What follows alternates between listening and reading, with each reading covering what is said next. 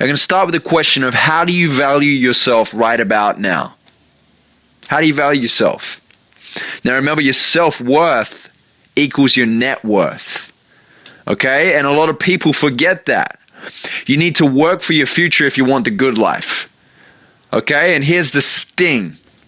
No one can possibly predict their future. You can't. It's impossible. But the awesome thing is that we can actually get pretty damn close to it. And we can do this by planning, by believing, and by achieving whatever it takes to make it the way that we want it to be. You have the power. The power's in your hands. Now, if I was to ask you right now to write down who you are and what you're capable of, I would say there's a high 90% chance that you're probably going to go small on yourself. Yeah, you're going to think it may be big and may be awesome, but the truth is that most people base who they think they are and what they're capable of the references of their past. And those very thoughts may be the negative forces or the negative experiences that it may very well be holding you back right now. Okay? What do you believe you're worth? Because your net worth in life matches what you believe you're worth. And your beliefs and habits strongly determine your financial success. They really do. Right? We spoke about casting your vision a few weeks back. And if you have no vision for your future, you'll be a slave to your past. So I want you to write down right now, why do you believe that you should have the outcomes that you desire? Get a pen and a pad out and write down why you believe that you should have the outcomes that you desire. I think a lot of people are writing their goals out, right? They write it out, these big audacious goals and their short-term goals. But why do you believe that you should attain those goals? Why are you worthy of those goals? Get crystal clear on that, right? Why should you have that vision that you're dreaming of right now? What skills do you have to make this happen? And what habits are needed to be in place to make this happen? All right, get crystal clear on this. Because what will happen is you'll say something like, I'm worth $1 million. But your subconscious program will tell you, well, wait a minute. Are you? I don't know yet. Do you have the skills? Do you have the habits? Do you have the unwavering belief? Right? It's not stupid. And this is why a lot of people don't fulfill their dreams. Because they're not congruent with their underlying beliefs. Right? Their words, their goals aren't congruent with who they really believe that they can become. And if this is you, if you're struggling with this right now, it's because your words in your superconscious mind, I learned that from Deepak, are in opposition. Okay? So get clear until this feels right in your body. So clear that when you say it, there's a massive wave of belief behind it. Right? Because you put the work in to learn the skills. And you have no doubts because you've solidified the right habits to stay persistent. And your brain's already becoming wired for the person that you need to become to get there. Right? There's actually an Aussie psychologist by the name of Alan Richardson who experimented with 3 large groups of these basketball players, right? And he was testing them on their ability to make their free throws. And he took them all out and he actually recorded the performance of their first day. Right? So we had the first group which practiced for 20 minutes every day for 20 days. Okay, he had the second group that didn't practice at all. And then he had the third group that practiced visualizing for 20 minutes every day leading up to that 20 days. They didn't actually physically touch a basketball or practice on court. They visualized it for 20 minutes every day up until that 20 days. He then recorded their free throw abilities on the 20th day. And it's amazing. Like the first group that had practiced every day for 20 days, so 20 minutes, they improved by 24% overall. The second group that didn't practice at all, they were told not even to rock up or visualize anything, they didn't improve at all. Nothing, 0% improvement, right? And the third group, they had improved by 23%. That's just 1% short of those that had actually practiced on court in the physical. This is a great example of the power of visualization. This is a great example of the power of thought and future pacing. So that's why I would say implement it, right? And what it does is when you visualize, when you future pace, it actually creates muscle memory, right? And what muscle memory is it actually prepares the body and the unconscious to take on the task at hand. This affects your personality. And when it affects your personality, it affects your personal reality. Remember that. Right? Every morning you wake up with a new chance to design your day. Every day is a new opportunity to make it happen. And through our thoughts, through our feelings, through our behaviors, through our actions, we're able to master our own destiny.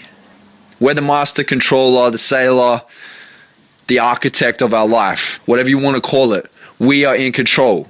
Don't forget that, right? You're in control. And we're not only able to create our own day, we can create our own life.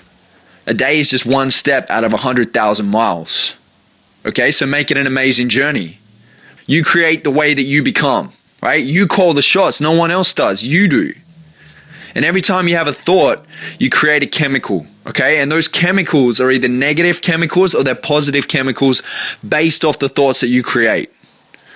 These chemicals trigger off a feeling in our body, and it becomes this loop between the body and the mind, and then it feeds us and it starts to direct us on the road of either greatness or despair.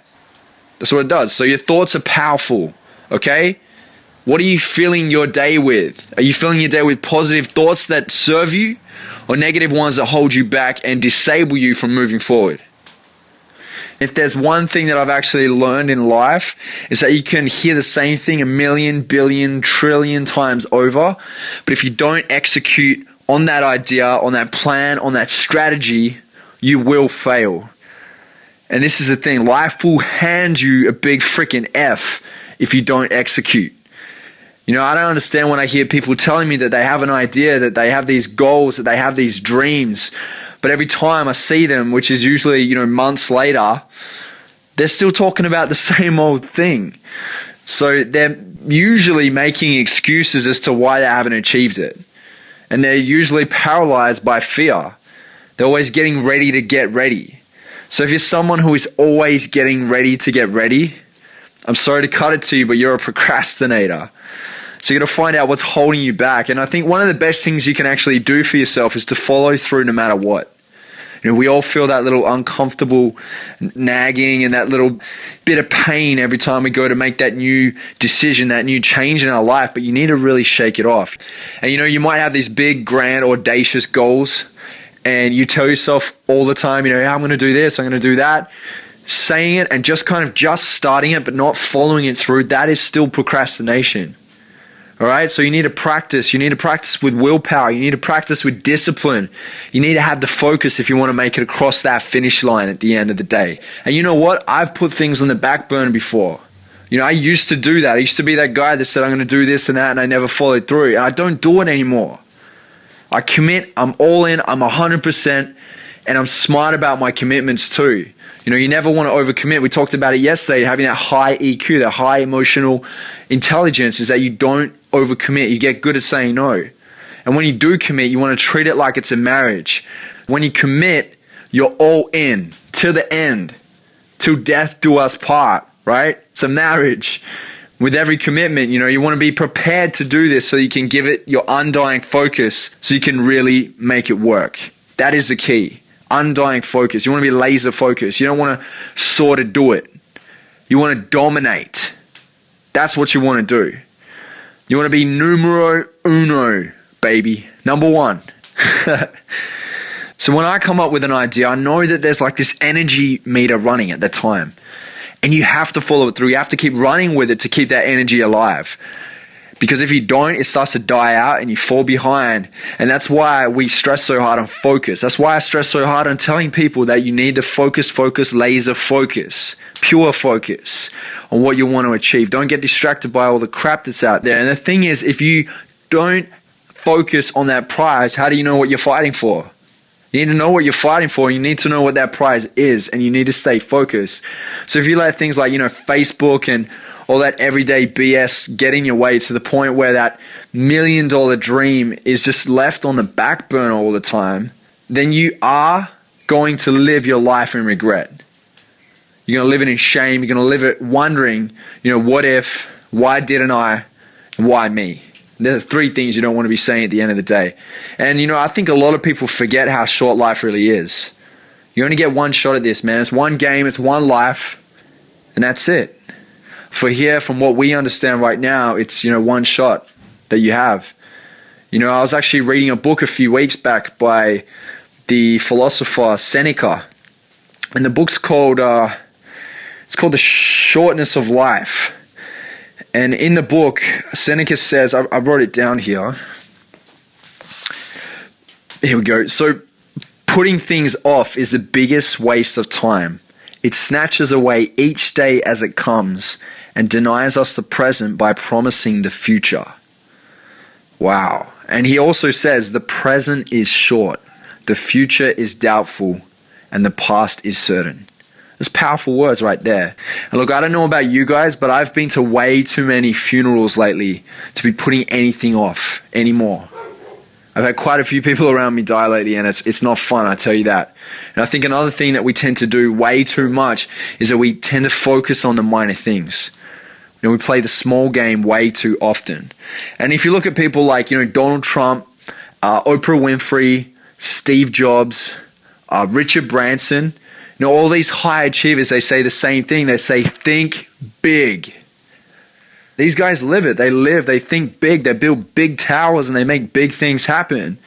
And the thing is, too many people are worried about their makeup, what they look like, and how many likes they have on their Instagram pics or how many comments they have. These are the minors. And if you focus on the minors, you're going to be left with the bare minimum, and that's the truth. But if you focus on the majors, you're going to get the big hits. It's simple math, right? Do your math. Where is your thermostat at? And I'm not talking about financial thermostat, but I'm talking about your happiness thermostat, your experience thermostat, your love thermostat. Are you taking each of these thermostats to level 10? Or are you just playing this halfway on some level and something else you're kind of just doing it on 2 or 1? Or are you getting sidetracked by society's insecurities like reality TV shows or even, commercial products and things like that are out there that other people are actually making major money on, by the way? Not you, them.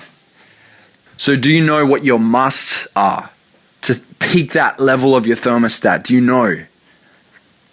Something that I heard neuroscientist, life coach, author John Assaraf say recently in an interview. He asked the question of, are you playing at a kindergarten level?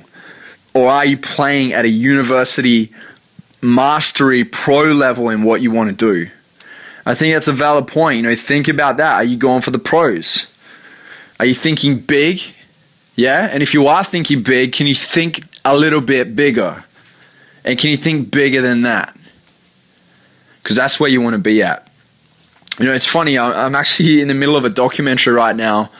Charlene and I, my fiance, and we're absolutely hooked on this documentary, and it's called Cosmos. It's actually narrated by the astrophysicist Neil deGrasse Tyson. And it's a great documentary. Basically, it breaks down the meanings and the understandings of, life and space and the universe and the cosmos.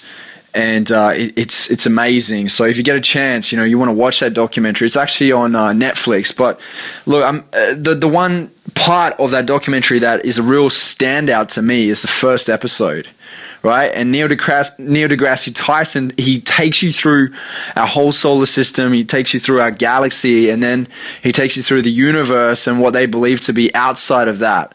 And it's crazy when you watch this, it fully opens your mind to the idea of what other amazing things are out there that we don't even know about. It also makes you kind of realize that, at the end of the day, we're pretty small. We're so small, and all those dramas and all those troubles that come our way in our life it's almost obsolete to what's really out there in the big scheme of things. And this is truly humbling. So we need a little reminder from time to time that the world doesn't just revolve around us, and that we should be focusing on more important things in our life. So how do you go from kindergarten to the pros? That's the question for the day. Right, how do you go from that level 1 level to level 10?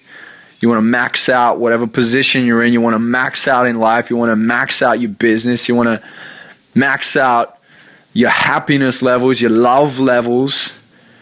And if you want to do that, you need to be well pro'd up in the areas of your vision, your why, and your goals. And if you don't know what your vision is your ideal outcome for what you would love to achieve. And then you got your why, which is your burning desire for you to reach that vision. It's basically, your motivation. It pulls you, it inspires you to get there. And people are either pulled by two different things: desperation or inspiration, pain or pleasure. Work out your why. Why do you need to reach this vision? Why is it so important to you? And what you want to do is you want to go 5 levels deep with it to really find out why. And then goals. The third thing, obviously, everyone knows what goals are. Write it down, make it happen. To keep it plain and simple. They're for your little short-term achievements. They're like the little pegs along the way. So don't get caught up too much on the little goals for too long. What you want to do is you want to reach that vision. Okay, so your goals are those little markers that get you there, where you platform from one goal to another to get you there. I'm just kind of warming you up and priming you for the majors here. Alrighty? So just remember this. If there's one key thing that I can stress to you, it's to practice being focused. Self-discipline is what's really going to get you there. And that's with any area of your life. Self-discipline to implement new habits, to learn, to meditate, to stop complaining, right? And it comes down to a high level of focus on the positive, productive things that are going to inch you closer to your vision.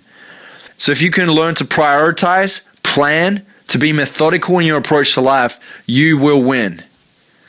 All right, that's me for today. I hope you took a lot from this call. Make sure you get out there, kick ass, have a load of fun, and make your dreams happen. Bye. If you haven't already, make sure that you head over to morningmotivationcalls.com.